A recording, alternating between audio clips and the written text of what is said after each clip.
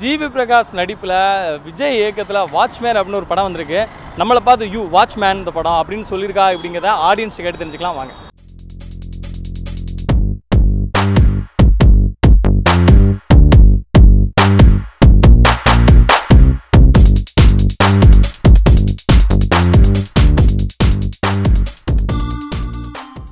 நல்லா படிக்கிறேன். இல்லை நல்லா சூப்பர். நாய் சூப்பர் நடிச்சிருக்கீங்க. பரவாயில்ல, ஓகே பார்க்கலாம். நாய் செம்ம, ரொம்ப நல்லா இருந்தது படம். சூப்பர், நல்லா இருக்கு. ஆர்ஆர் நல்லா இருக்கு, சூப்பராக இருக்கு. ஓகே தான், ரொம்பலாம் இல்லை. நல்லா தான் ப்ரோ இருக்குது. நல்லா தான் ப்ரோ இருக்குது. செம்மையாக இருந்தது. டாக் தான் நல்லா நடிச்சிருக்கு. ஜிவியும் நல்லா நடிச்சிருக்காரு. டாக் தான் நல்லா நடிச்சிருக்கு. ஹீரோயினே பார்க்கலையே படத்தில். வேணாம் பார்த்துக்கலாம். அவரை பார்க்கவே இல்லை, நான் நாயை தான் பார்த்தேன். படம் செம்மையாக இருந்ததுங்க. சூப்பராக இருந்தது படம். ஜிவி சாரோட பெர்ஃபார்மன்ஸ் எக்ஸ்ட்ராடியாக இருந்துச்சு.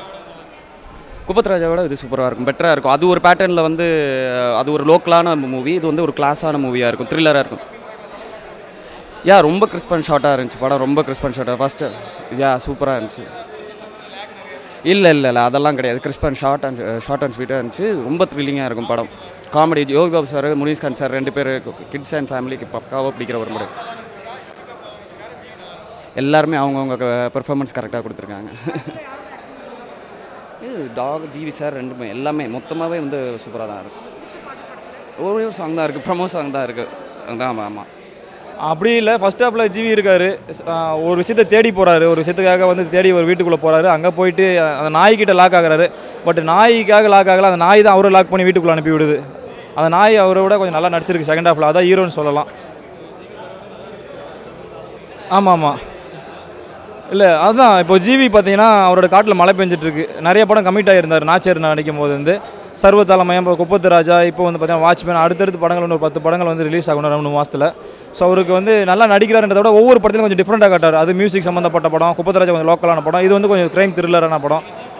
ஃபேன்லாம் கிடையாது, ஒரு படம்லாம் பண்ணியிருக்காரு. ஓகே, போர் அடிக்காமல் இருக்குது படம். ஒன் டைம் வாட்சபிள் தான். என்ன ப்ரோ, ஸ்க்ரீன் பிளே நல்லா இருக்குது. நிரோஸோட சினிமோட்டோகிராஃபி பாராட்டலாம். ஏன்னா ஒரு வீட்டுக்குள்ளே என்னத்தை எடுக்க முடியும், 4 செவரு தான் இருக்கும். அது லைட்லாம் ஆஃப் பண்ணிடுறாங்க வேறு. அதுக்குள்ளே எவ்வளோ அழகாக எடுத்து கொடுக்க முடியும் அதை எடுத்து கொடுத்துருக்காரு. அவரோட பெஸ்ட்டை பண்ணியிருக்காரு.